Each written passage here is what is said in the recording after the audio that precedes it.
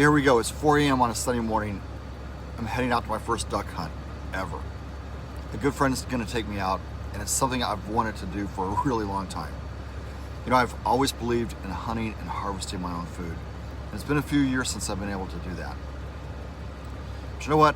This isn't just about getting ducks. It's about saying yes to adventure again. Because when you stop adventuring, you stop growing. And sometimes the bravest thing that you can do is just step into something new, even if it's before the sun comes up.